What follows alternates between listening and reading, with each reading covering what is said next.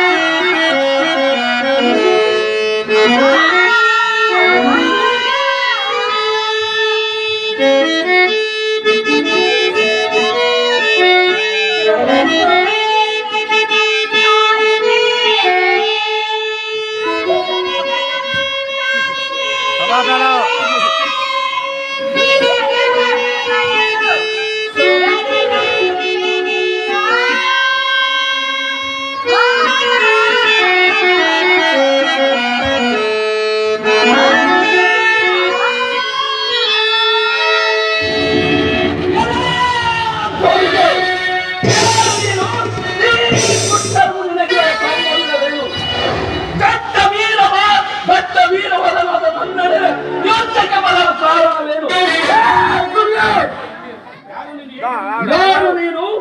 ಏಕೆ ಬಂದಿರುವೆ? ದೊಡ್ಡ ವೀರನಾದ ನನ್ನೊಡನೆ ಯುದ್ಧಕ್ಕೆ ಬರಲು ದೊಡ್ಡ ವೀರವರನಾದ ರಕ್ತನನ್ನು ಹಾಗೂ ನನ್ನ ಪ್ರಾಣ ಸಮಾನನಾದ ನನ್ನ ತಮ್ಮನನ್ನು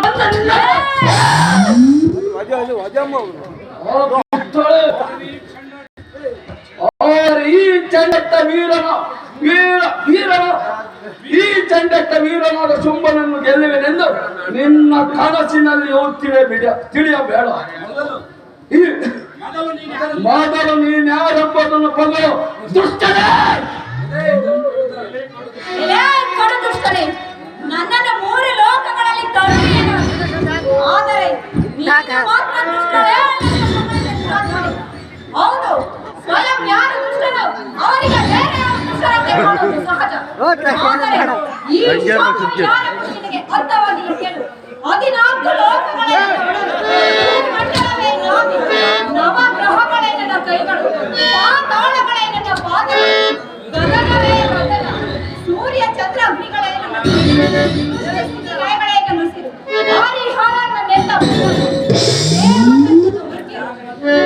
ಕಾಡಿಸಿ ನೋಯಿಸಿದ ನಿನ್ನನ್ನು ಕೊಲ್ಲಲಿಕ್ಕೆ ಬಂದಿರುವ ನಾನು ಪರಬ್ರಹ್ಮ.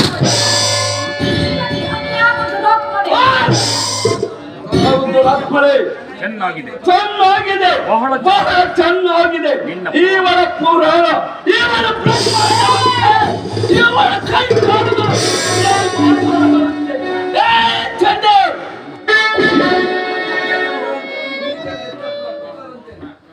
ಸೂರ್ಯ ಚಂದ್ರನು ಈ ಮಾತನಾಡಿಯ ನಗರಕ್ಕೆ ಈ ನೀತನು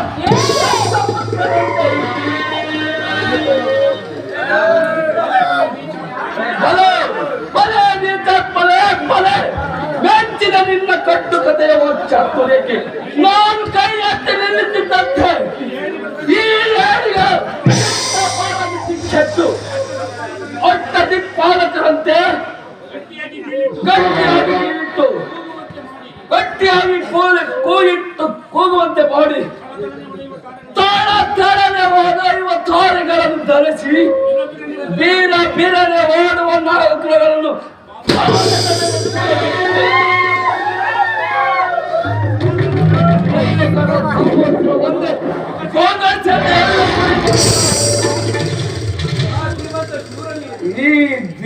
ಅಂತ ಶೂರನೆದುರು ನಿನ್ನ ಕೊಳ್ಳು ಅಹಂಕಾರವನ್ನು ತೋರಿಸಬೇಡ.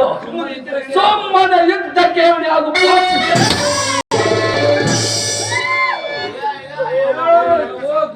ಎಲ್ಲವೋ ಘೋರ ರಕ್ಕಸ, ನನ್ನಿಂದಲೇ ಸೃಷ್ಟಿಯಾದ ನೀನು ನನ್ನಿಂದಲೇ ಪರಾಕ್ರಮಿಯಾಗಿರುವೆ. ಈ ನಿನ್ನ ಶಕ್ತಿಯಲ್ಲ ನನ್ನಿಂದಲೇ ಬಂದಿರುವುದು. ಈಗ ದುಷ್ಟ ಶಕ್ತಿಯನ್ನು ಅಡಗಿಸಲು ಸಹಿಸಿಕೊಂಡಂತ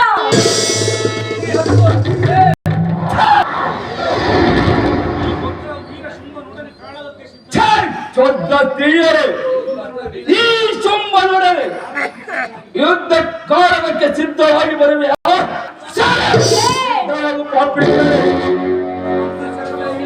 ನನ್ನ ಸಕಲ ಸೈನ್ಯವನ್ನು ಮಹಾವೀರರನ್ನು ನನ್ನ ಪ್ರಾಣ ಸಮಾನರಾದ ನನ್ನ ಸೋದರನು